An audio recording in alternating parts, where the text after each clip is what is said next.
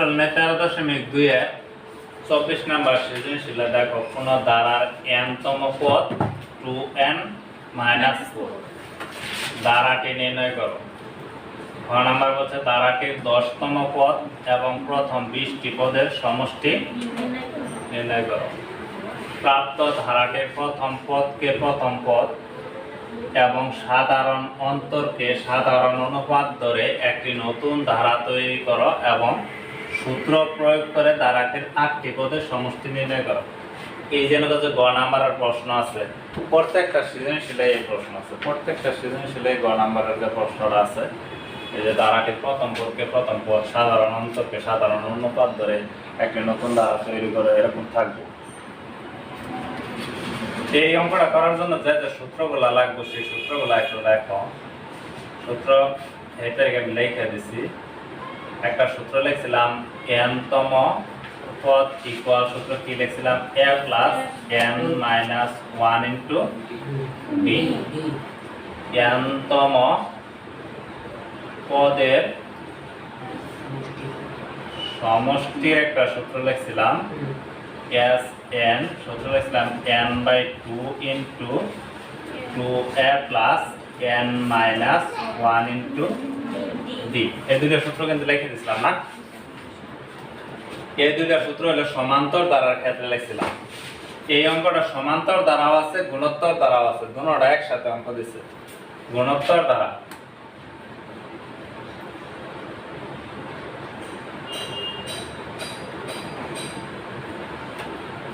গুণোত্তর ধারার ক্ষেত্রে সূত্রটা কি হবে?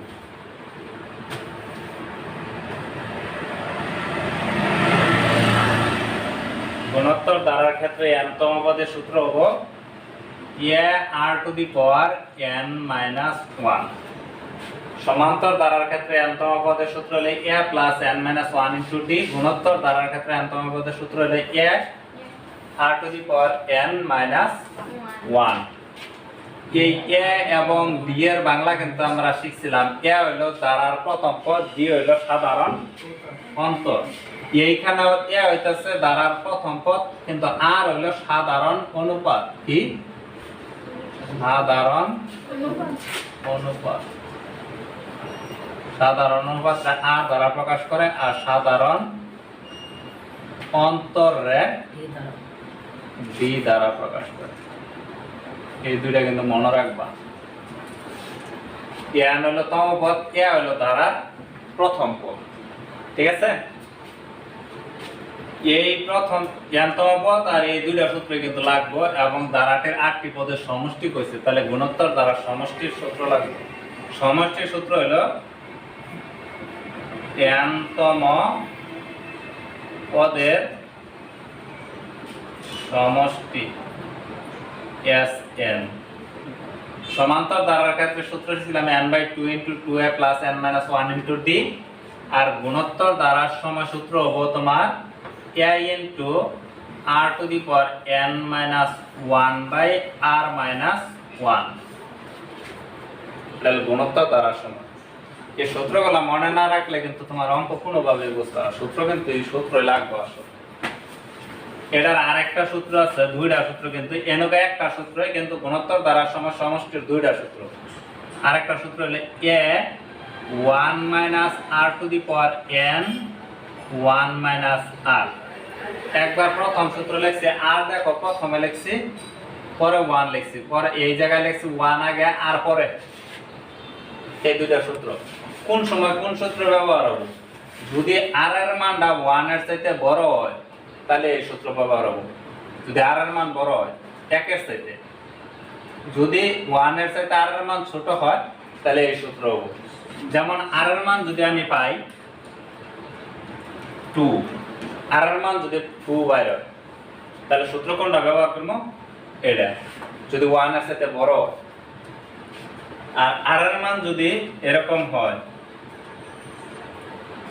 r এর মান হাফ, তাহলে এটা কিন্তু 1 এর চাইতে ছোট, তাহলে সূত্র ব্যবহার করব এটা। ঠিক আছে? এই সূত্রটি মনে রাখলে অঙ্কটা একেবারে সহজ হয়ে যাবে। ক নাম্বার প্রশ্নে বলা কি আছে? ধারাটি নির্ণয় করো। ক এখানে প্রশ্নের মধ্যে দেওয়া আছে দ্বারার n তম পদ 2n - 4। তাহলে লেখো দেওয়া আছে n তম পদ কি আছে 2n - 4। এখন যদি আমি লিখি দ্বারার প্রথম পদ তাহলে কত n তম পদ যদি এনকা n হয় প্রথম পদের লাগে এনকা হবে 1, কারণ প্রথম হইতাছে 1 তাই না। n তম পদ আছে 2n, আমি লিখব প্রথম পদের লাগে লিখব 2 1, পরে কি আছে মাইনাস 2 কে 2 মাইনাস 4, মাইনাসের আছে 4 প্লাসের আছে 2, তাহলে মাইনাসের 4 এর যদি মাইনাসের প্লাসের 2 জায়গা তাহলে থাকবে মাইনাসের 2। এটা বললাম দ্বারা প্রথম পদ। এখন দেখি দ্বিতীয় পদ, দ্বারার দ্বিতীয় পদ কত হবে? যেন কাই n আছিল ওই জায়গায় আমি কি দেব 2 মাইনাস 4, 2 দা 2 এর গুণ করলে 2 দুগুণে প্লাসের 4 মাইনাসের 4, তাহলে কিছুই থাকে না, কিছুই না থাকলে এখন লাগে দ্বারার তৃতীয় পদ কি হবে 2 ইনটু 3 মাইনাস 4, 3 দা 2 এর গুণ করলে 3 দুগুণে প্লাসের আছে 6 মাইনাসের 4, তাহলে থাকবে প্লাসের 2। এখন যদি আমি এইভাবে করতে থাকি দ্বারা চলতেই থাকবে, আমি এই কারণে দিলাম কি ডট ডট, মানে এইভাবে দ্বারাটা চলতেই আছে, মানে যাইতেই থাকবে। অতএব নির্ণয় ধারা দেওয়া লাগবে। নির্ণয় ধারা তাহলে কি হবো? প্রথম পদ কত হয়েছে -2, পরে হয়েছে 0 প্লাসেরও হইতে পারে মাইনাসেরও হইতে পারে, কোনো সমস্যা নেই। তারপরে কত হয়েছে 2, এইভাবে আরো মান বাড়াইলে আরো হইতে পারে। এটাই আনসার আর কি, নির্ণয় ধারা। 6 নম্বর প্রশ্নে বলা আছে ধারাটির 10তম পদ এবং প্রথম 20টি পদের সমষ্টি নির্ণয় করো। ধারাটির 10তম পদ মানে কি ধারা কই? আমরা ক নাম্বার একটা ধারা নির্ণয় করছি সেই ধারা, তাহলে ক হতে পাই ধারা।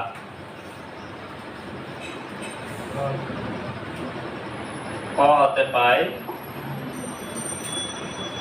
ধারাটা কত পাইছিলাম -2 প্লাস 0 প্লাস পরে কি পাইছিলাম 2 প্লাস ডট ডট, এরকম পাইছিলাম না। 10তম পদ মানে আমাদের সমান্তর ধারার সূত্র শিখছিলাম, গুণোত্তর ধারার সূত্র কিন্তু আমি কিছুক্ষণ আগে লিখলাম। অতএব প্রথম পদ a ইকুয়াল কত আছে? প্রথম পদ কোনটা থাকে? ধারার যে প্রথম সংখ্যাটা আছে এটা মাইনাস সাধারণ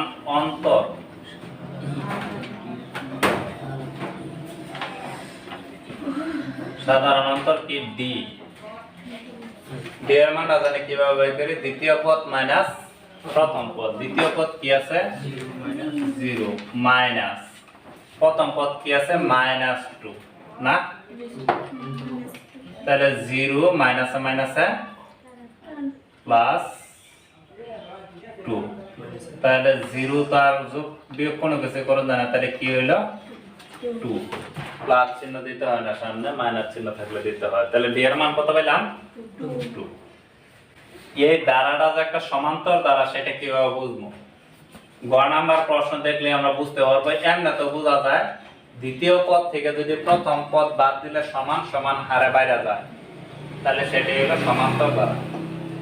দ্বিতীয় পদ থেকে প্রথম পদ বাদ দেওয়ার পর যদি সমান সমান হারে বাইরে যায় সেটাই হলো সমান্তর ধারা। আর দ্বিতীয় পদ রে প্রথম পদ দ্বারা ভাগ করলে যদি সমান সমান হারে বাইরে যায় সেটা হলো গুণোত্তর ধারা। দেখো আমি যদি 0 থেকে প্রথম পদ বাদ দিচ্ছি কত হইছে 2, এর 2 থেকে যদি আমি 0 বাদ দেই তারপর 2, তাই না? তাহলে বাদ দেওয়া মাইনাস করার পর যদি পরের পদ থেকে আগের পদ বাদ দেওয়ার পরে মাইনাস করে করে যদি আমাদের সমান হারে বাইরে যায় সেটা হলো সমান্তর ধারা, আর ভাগ করে যদি সমান হারে বাইরে যায় সেটা হলো গুণোত্তর ধারা। আর ওইটাও যদি না বুঝো সহজ বোঝার বুদ্ধি হলো প্রাপ্ত দ্বারাটির প্রথম পদকে প্রথম পদ সাধারণ অন্তরকে যেহেতু এনেকা সাধারণ অন্তরকে সাধারণ অনুপাত দরকার কইছে তাহলে নিশ্চয়ই আগের দ্বারা কি আছে সাধারণ অন্তর। সাধারণ অন্তর যদি থাকে তাহলে সেটা হলো সমান্তর দ্বারা, আর যদি সাধারণ অনুপাত থাকে সেটা হলো গুণোত্তর দ্বারা। তাহলে আমি 10তম পদ নির্ণয় করব। অতএব 10তম পদ, 10তম পদ n-তম পদের একটা সূত্র শিখছিলাম। n-তম পদের সূত্র কি শিখছিলাম? a plus n minus 1 into b। তাহলে এখন 10তম পদ যে জায়গায় n আছে আমি সেই জায়গায় কি দেব? 10। তাহলে লেখো a প্লাস n মাইনাস 1, আমি লিখব 10 মাইনাস 1 ইনটু b। এর মান কত পাইছি? মাইনাস 2 প্লাস 10 এর ত্যাগ গেলে কত থাকতো? 9। d এর মান কত পাইছি? 2। তাহলে ইনটু 2 মাইনাস 2 9 দুগুণে 18 প্লাসের আছে 18 মাইনাসের আছে 2। যদি মাইনাসের 2 18 থেকে বাদ দেই তাহলে থাকবো 16। এটা একটা आंसर। কি কইছে? 10তম পদ।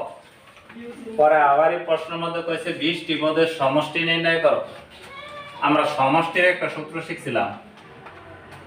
n-তম পদের সমষ্টি, সমষ্টির সূত্র কি শিখছিলাম?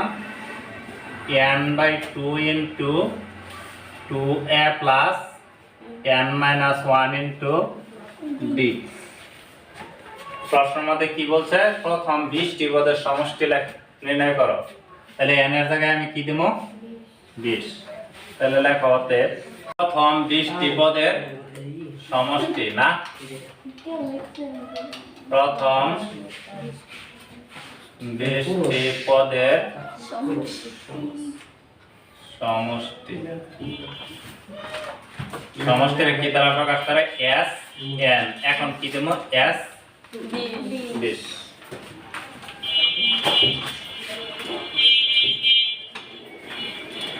সমষ্টির সূত্রটা কি শিখছিলাম? n/2, n লিখব 20/2 into 2a plus n minus 1 মানে 20 মাইনাস 1 ইনটু d। 20 এর 2 দা ভাগ করো, 10 দুগুণে 20। 2 এর মান কত পাইছিলাম? মাইনাস 2 না প্লাস 20 এর ত্যাগ গেলে কত থাকবো? 19। d এর মান কত পাইছিলাম? 2। তাহলে 10 এই প্লাস এই 2 এর আগে কোনো চিহ্ন নাই, তাহলে মাইনাস প্লাস প্লাস মাইনাসে মাইনাস 2 দা 2 এর গুণ করলে 2 দুগুণে 4 প্লাস 19 দুগুণে কত হয়? 38। 10 ইনটু মাইনাসের আছে 4 প্লাসের আছে 38 বাদ দিলে কত থাকবো? 34। 34 দা 10 এর গুণ করলে হবে 340। आंसर ধরি প্রথম পদকে প্রথম পদ, তাহলে গুণোত্তর ধারার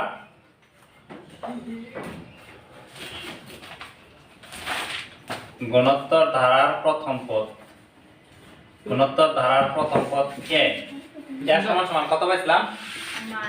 -2। এটা কিন্তু সমান্তর ধারারও -2 পাইছিলাম। আমরা কইছে গুণোত্তর সমান্তর ধারার প্রথম পদকে গুণোত্তর ধারার প্রথম পদ এবং সাধারণ অন্তর কত পাইছিলাম? 2। এটার ধর্ম প্রথম ধারার প্রথম পদ, এটা লিখুন সাধারণ অনুপাত। সাধারণ অনুপাত, অনুপাতকে কি দ্বারা প্রকাশ করে? r দ্বারা 2।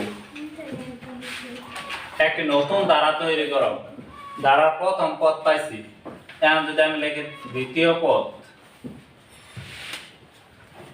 দ্বিতীয় পদ n-তম পদের গুণোত্তর ধারার n-তম পদের সূত্র কি লিখছিলাম? a r to the power n minus 1। এখন দ্বিতীয় পদ বাই করব, যে জায়গায় n আছে আমি সেই জায়গায় কত দেব? 2। দেখো a r to the power 2 minus 1, এর মান কত পাইছি? মাইনাস 2। আর এর মান কত পাইছি? 2। 2 এর তো একবার দিলে কত থাকবো? 1। 1 উপরে লেয়ার দরকার নাই, এই 2 দিয়ে 2 এর গুণ করো, 2 দুগুণে 4। তাহলে দ্বিতীয় পদ কত পেলাম? মাইনাস 4। এখন লেখো তৃতীয় পদ। তৃতীয় পদ কি লেখো? a r to the power 3 minus 1। যদি চতুর্থ পদ বের করি তাহলে 4 মাইনাস 1, পঞ্চম পদ বের করলে 5 মাইনাস 1। ঠিক আছে, তাহলে এর মান কত পাইছি? মাইনাস 2। আর এর মান কত? 2। 3 এর এক গেলে থাকবো 2। ঠিক আছে, মাইনাস 2 ইনটু 2 এর স্কয়ার থাকলে 2 দুগুণে 4, 2 দিয়ে 4 এর গুণ করো, 4 দুগুণে 8। এরকম ধারা চলতেই থাকবে। আবার ডট করে দিলাম, নতুন ধারা নির্ণয় করবা গেছে। তাহলে অতএব নতুন ধারা কি পেলাম? প্রথম পদ কত পাইছি? মাইনাস 2। দ্বিতীয় পদ কত পাইছি? মাইনাস 4। তৃতীয় পদ কত পাইছি? মাইনাস 8। পরের দাও মাইনাস হবে, কারণ মাইনাস মাইনাস আছে। এটা একটা আনসার। নতুন ধারা তৈরি করছি। পরে সূত্র প্রয়োগ করে ধারাটির 8টি পদের সমষ্টি নির্ণয় করব, এবং সূত্র প্রয়োগ করে ধারাটির 8টি পদের সমষ্টি নির্ণয় করব। গুণোত্তর দ্বারা সমষ্টির একটা 2টা সূত্র লিখছিলাম না? গুণোত্তর দ্বারা সমষ্টির পদের সমষ্টির কয়টা সূত্র লিখছিলাম? 2টা। একটা লিখছিলাম r to the power n minus 1 r minus 1, আরেকটা লিখছিলাম কি? a 1 minus r to the power n by 1 minus r। কোনটা জানে কোন সময় ব্যবহার করব? r এর মান যদি বড় হয় 1 এর সাথে তাহলে এটা, r এর মান যদি 1 এর সাথে ছোট হয় তাহলে এটা। আমাদের r এর মান কত আছে? 2। 1 এর সাথে বড় না ছোট? বড়। তাহলে কোন সূত্র ব্যবহার করব? এটা। তাহলে ধারাটির 8টি পদের সমষ্টি লেখো। 8টি পদের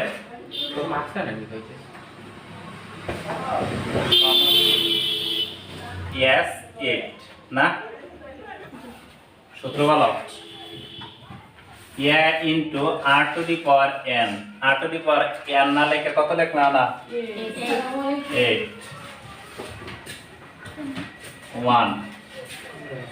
কি খবর, ভালো আছে? আছে মোটামুটি।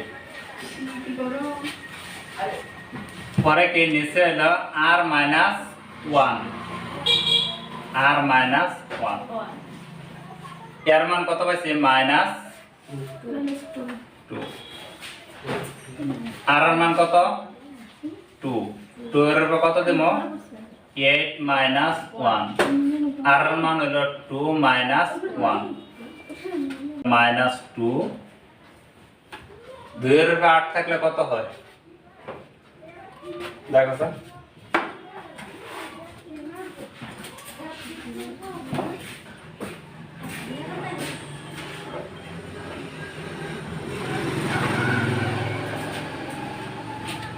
দুইয়ের উপরে 8 থাকলে 256 মাইনাস 1। তাহলে 2 এর ত্যাগ গেলে 1 নিচে লেখার দরকার নাই। তাহলে কি রইল? মাইনাস 2 ইন্টু 256 থেকে 1 গেলে থাকবো কত? 255। 2 দিয়ে যদি 255 এর গুণ করো তাহলে কত হবে? 510। তাহলে মাইনাসের 510, এটাই আনসার।